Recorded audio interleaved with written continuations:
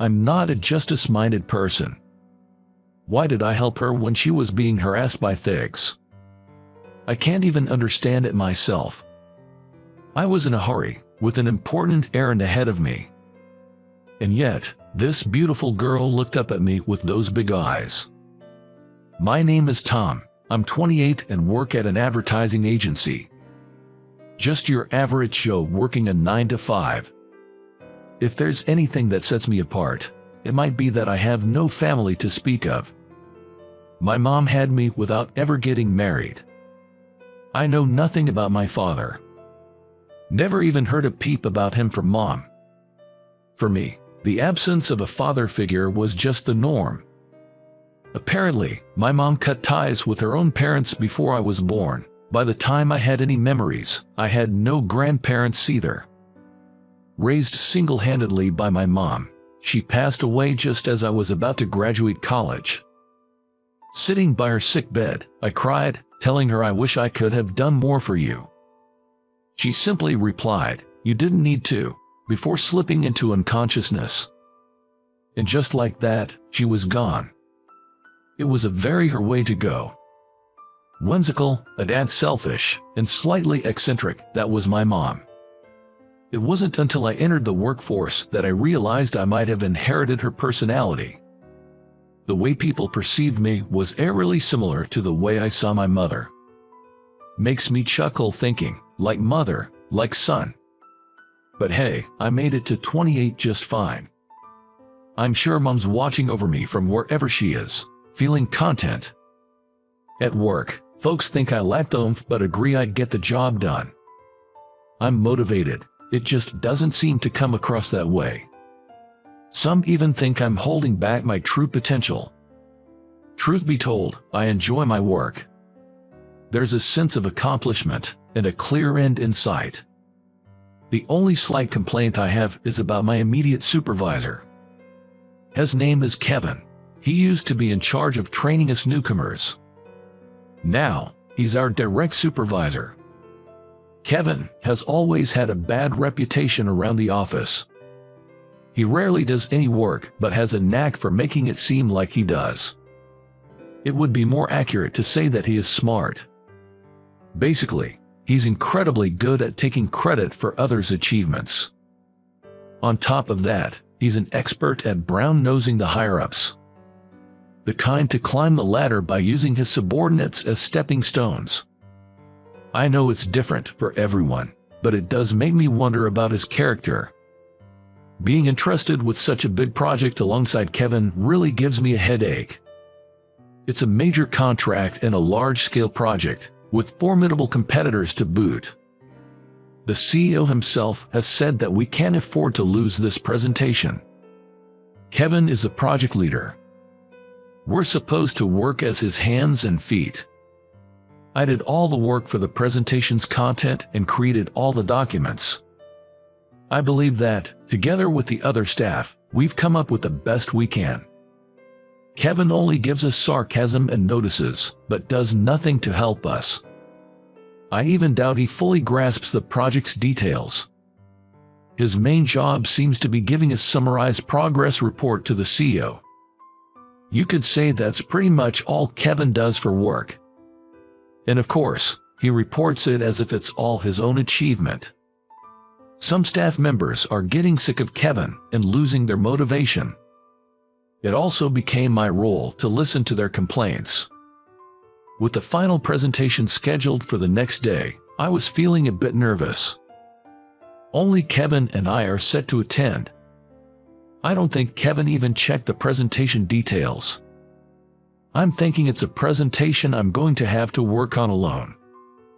I doubt Kevin even looked through the presentation materials.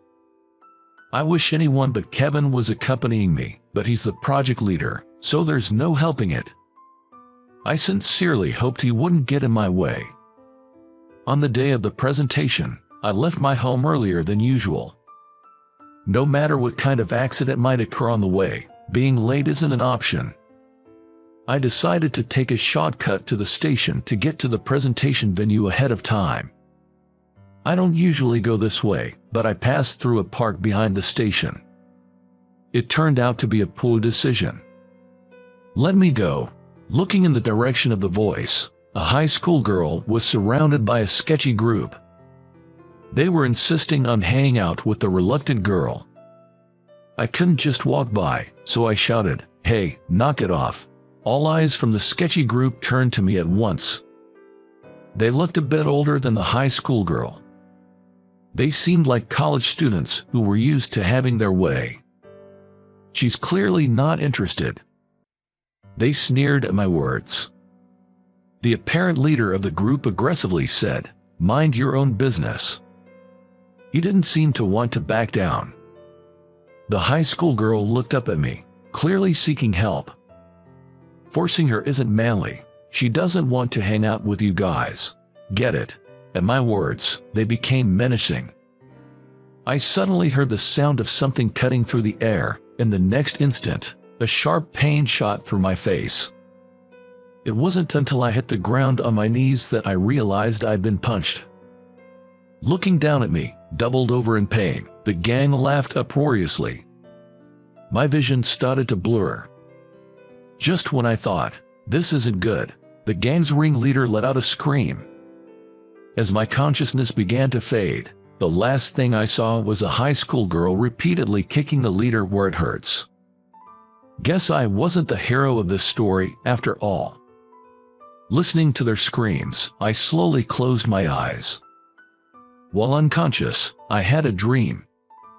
I heroically saved the high school girl, and she thanked me. She hugged me, saying thank you, making me feel on top of the world.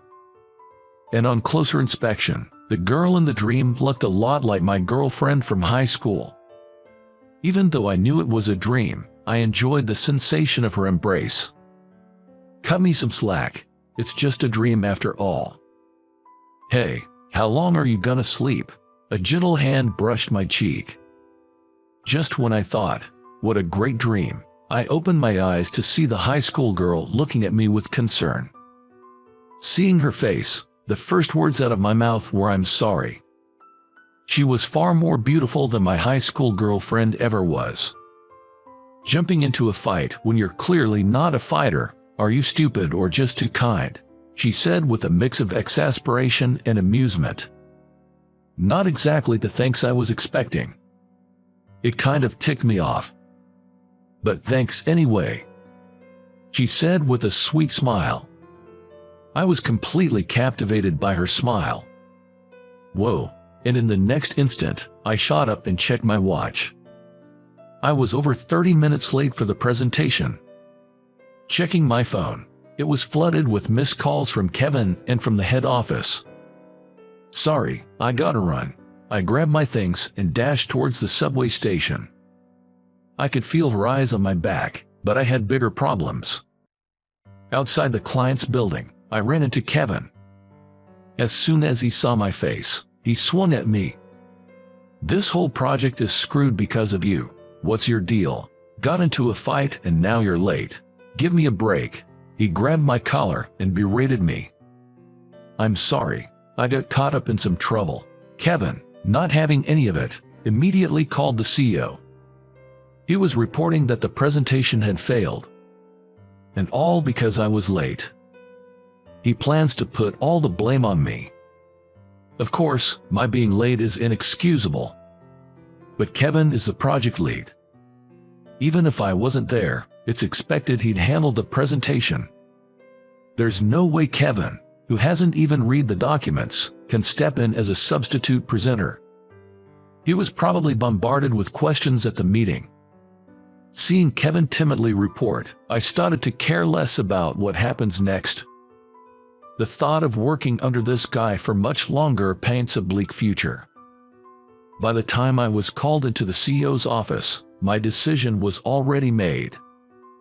All the mistakes from this presentation lie on Tom. Ruining such an important presentation hurts me too. Seeing Kevin play the victim and rat me out to the CEO almost made me burst out laughing. The CEO just listened to Kevin silently. "Tom, any words in your defense?" "I'm sorry. I got caught up in a mess and was late for the crucial presentation. I'll take responsibility and resign." I could tell from the look of surprise on the CEO's face he wasn't expecting that. Making excuses won't change the outcome. I firmly placed my resignation letter on the desk. I didn't miss the smirk on Kevin's face. I bet he feels relieved with me gone. I was kind of really sick of it all. Everything no longer mattered. I didn't wait for the CEO's response. I just bowed and left his office. I quickly packed my personal belongings and left the workplace. As I was leaving, I looked up at the building of the company I had served for years and for some reason thought of that high school girl. For the next 3 days after quitting, I just zoned out. I didn't even feel like going out until the swelling on my bruised face went down. The small photo of my mom in my room seemed to be smiling. She might be shaking her head at me from above. Or maybe she's laughing, thinking that's so like Tom. Either way, I needed a break. I kept reassuring myself of that. It was on that evening the CEO came to visit. I was eating some pasta when the doorbell rang. I was taken aback seeing the CEO at my doorstep. I had no idea why he would visit me. "I'd like to have a word. Is now a good time?" he asked in a calm tone, and I nodded. The room was a mess, but I managed to make some space for the CEO to sit. Meanwhile, he was staring at the small photo of my mom. Sir, please, have a seat here." There's only a cushion for him to sit on. I present a particularly flashy cushion to the CEO. But the CEO didn't move away from the mom's photo. Curiously, I look up at the CEO's face and am taken aback as if my breath was taken away. Without uttering a word, the CEO is just shedding tears. Seeing him quietly cry, I'm dumbstruck and forget to say anything. I have no idea how much time has passed. It turned out just as I thought. The CEO said, still captivated by the photo. To be precise, he's staring intently at a picture of my mom. "You know about my mom, don't you?" The CEO silently nods in response to my words. Seeing him cry this much in front of my mom's picture, I figured they must have been close. After the cancer was detected, it all happened so fast. It truly did. Maybe she was holding back from feeling sick. By the time I forcefully took her to the hospital, it was too late, and there was nothing I could do. Hearing about my mom's last moments, the CEO finally faced me. "I'm sorry for coming and announced. Your departure was so abrupt, it reminded me of her," the CEO said, looking once again at my mom's photo. "Excuse me if I'm mistaken, but don't you know my dad? If he knows so much about my mom, he must know about my dad too." That's what I thought when I asked the CEO. The CEO looks a bit troubled. I suspected he might know a secret related to my father. "Tom, would you be willing to take a DNA test?" With those words from the CEO, I understood everything. It made sense. I wanted to brush it off, but the words were stuck in my throat. She disappeared from my sight in an instant. As soon as my arranged date with my current wife was set, she vanished, and that was that. He must deeply regret that time. The CEO seemed to struggle to find the right words. My mom, considering the CEO's future, stepped back. "I've heard that the CEO's wife is the daughter of a senator." "Is that so?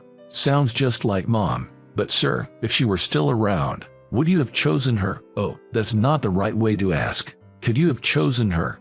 My sharp words made the CEO flinch. Thinking he was the only one hurt was a big mistake. As visiting me, suggesting a DNA test, felt almost like a betrayal to the family he has now. I don't have a family. I'm all alone in this world. That's why I understand the value of family. I thought the CEO should live to protect his current family, rather than dwelling on the past.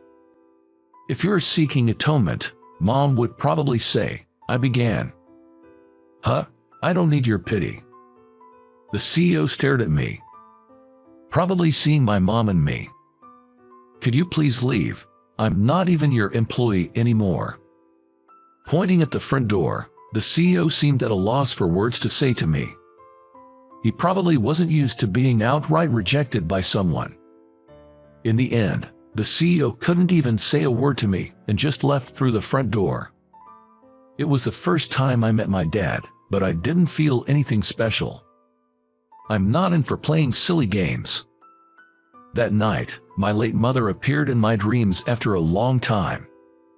She was laughing so hard she was holding her stomach. It seemed she'd seen the way I sent the CEO packing. And she said, "Good job, son," praising me. Waking up with a tear of joy, I realized how fortunate I was to be her son. Mom and I are so much alike. The moment I got out of bed, there was a loud knock at the door that almost gave me a heart attack.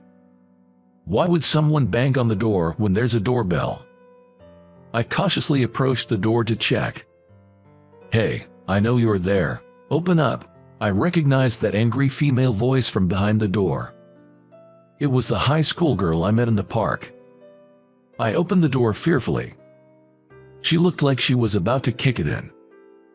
"Dang, was just about to break it down," she said, lowering her foot that was raised to kick. I was trying to process why she was here. "I've got something to discuss, interim big bro," she said with a sly grin. I got the message and realized what she meant. Erwin, right, the CEO's daughter. She beamed and said, "Bingo," raising both her hands in a victory sign. Without waiting, she swiftly entered my apartment.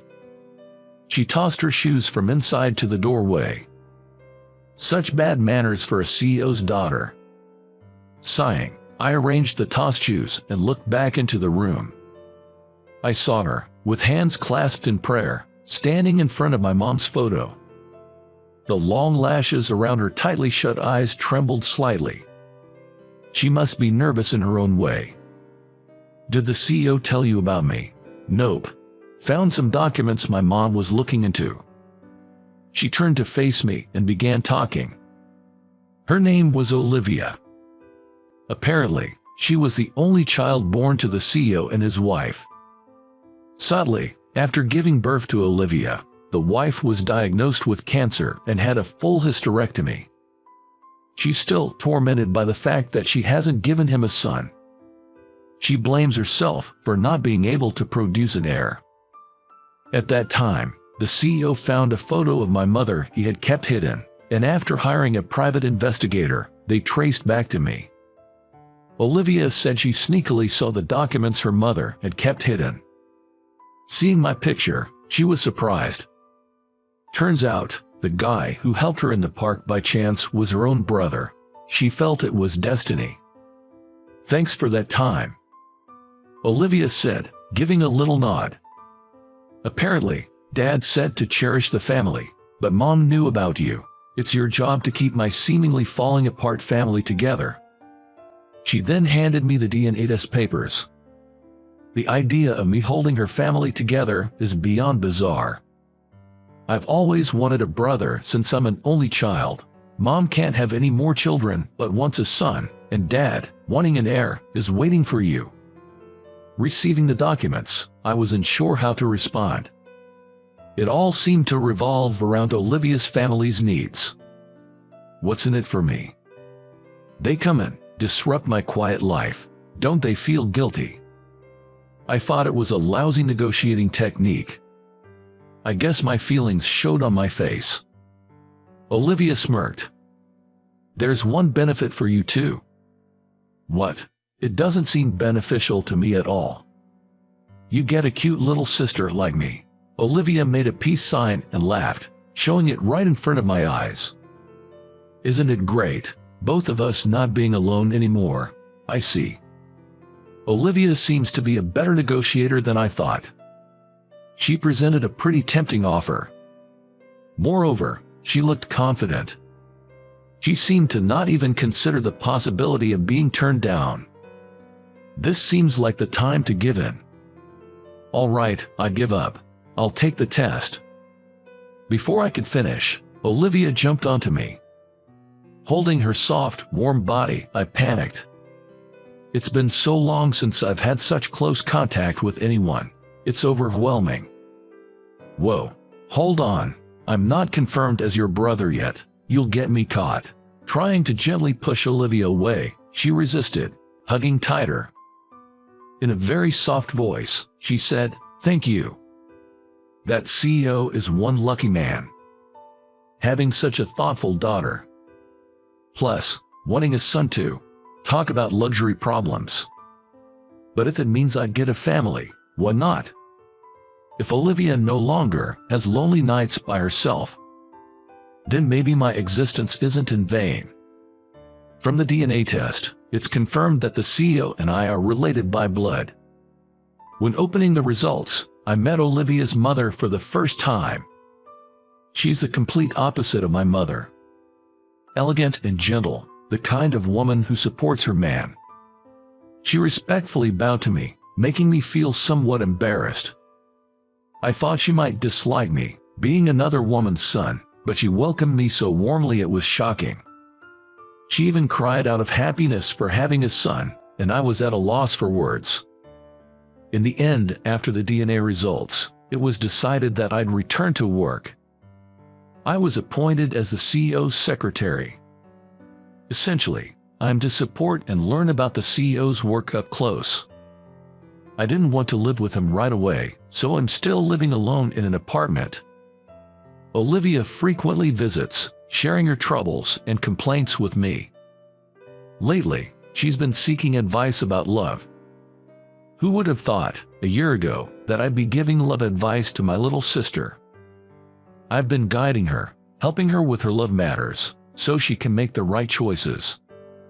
It feels rewarding when she confides in me, sharing troubles she can't discuss with our parents. However, there's one major issue. At this age, having such a cute sister has intensified my protective instincts towards her. I'm even having a hard time dealing with it myself. I reckon when Olivia gets married, both the CEO and I will be crying our eyes out. Family sure is something, I sighed with happiness. My mom is probably watching over me from the above, laughing. Thinking, serves you right, such a luxurious problem to have.